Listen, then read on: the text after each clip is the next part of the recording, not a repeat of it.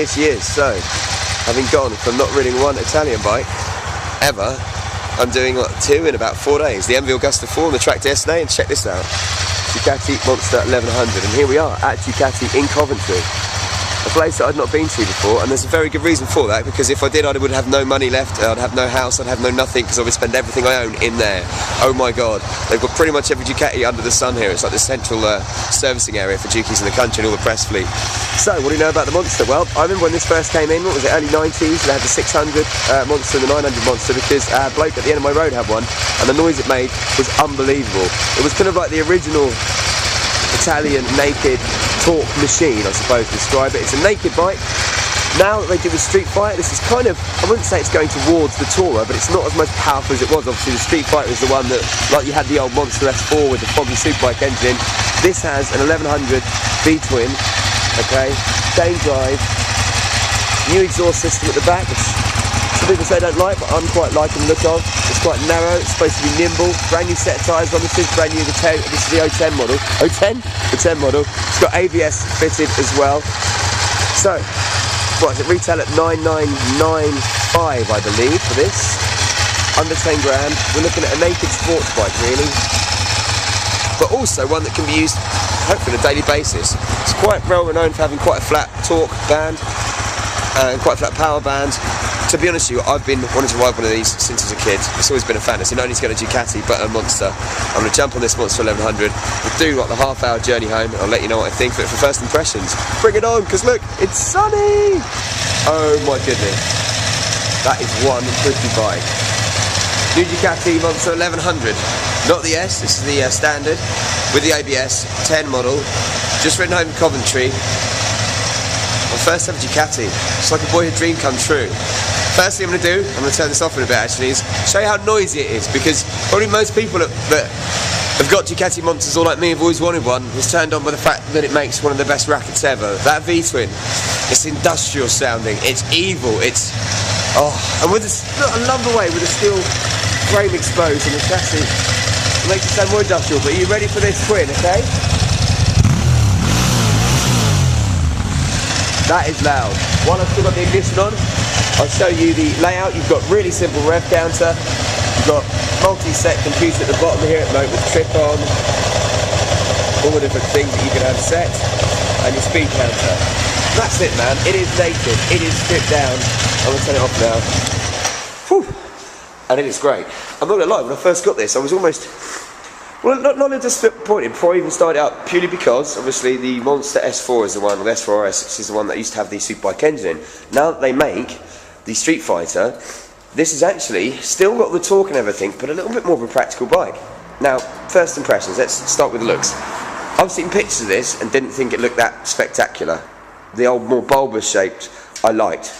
But, in the flesh, it's got to be said, this is prettier. Little things like that, they used to have on like the V-Rub Mustang and stuff, the little kind of steroid hump, I like.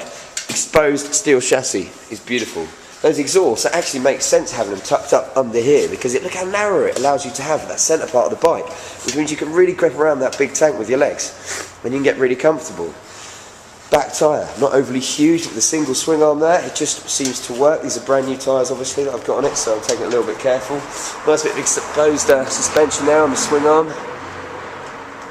And then you've obviously got this front here, your redesigned front light. And I think that's quite a nice one compared to some of the triangular ones and stuff. I quite like that, it still kind of has that slightly old school feel to it. So let's talk about the actual bike itself. First things first, riding position. It's an upright bike with a seat slanted forward, and the handlebars feel slightly lower than they probably would have been a normal upright bike. And the reason for that is it gives you this impression of almost leaning forward on the bike. I'm doing that, I'm not actually pointing at it, which actually, to start with, I was like, well, it feels a bit weird, been on the motorway, what's the point? But as soon as you start chucking around the corners, it makes sense. Just seems to kind of throw your weight over that front tyre, and it allows it to dip in better into corners, which was good. Engine, that V-twin. I remember the only other thing I probably would say that I've ridden that compared to this would be the Buell 1125R, obviously the sports bike. I will be getting my hands on the rest of the Ducati range to compare their sports bikes as well, but having a twin is great. It's a complete almost flat power band, torque-wise as well, where it's just vroom, vroom, vroom through the gears. There's no having to wind it up.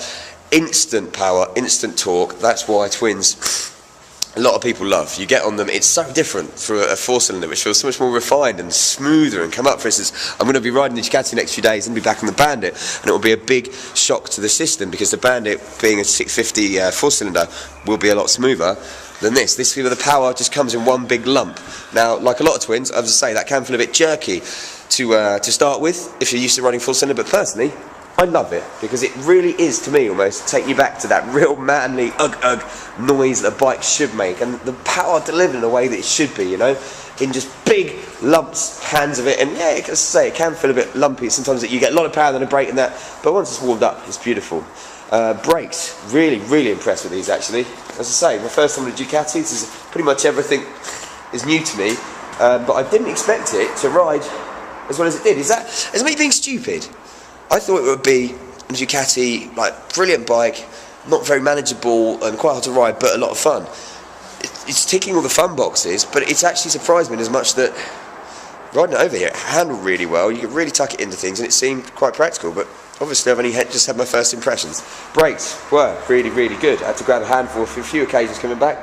Worked. Even the back brake felt quite sprightly, which is nice. And obviously, you don't want too much back brake when you're riding, but it's always nice to know it's there. And yeah, just everything, even those wing mirrors, when you get on, because you're kind of seated forward and you're kind of hunched over the front, you think, oh, I'm not going to be able to see through those, but actually you get really good view. If you're going along there, look, you can see straight behind you. So it does just really kind of work. Everything's basic and laid out. And the biggest thing I think when you get this bike is A, noise, and B, being on a Ducati, it does feel different, you know. Feels like there's passion that goes into this bike. Not that, you know, other bikes don't feel like that, but it does. Everyone looks at you when you're riding that. I've just ridden that through the jewellery courses to get home. I stopped off to show a mate because he's always one of the guys that works in the shop. Always said to me, if I ever get a Ducati, I've got to stop off and show him, and I did. And yeah, kids were stopping because I'd stopped it with it running at the side of the road. They were asking their parents if they could, like, you know, have a listen to the bike and could they touch it. And it's just a great bike. So beautiful. These are my first impressions, obviously. Beautiful. Nice power. I mean, you know, it's not going to do 160 on a track, obviously. It'll probably get up to, I imagine, about 120, 130 top speed. I'll get all the official technical stats and whack on the diary. Looks, it's very distinctive, you know.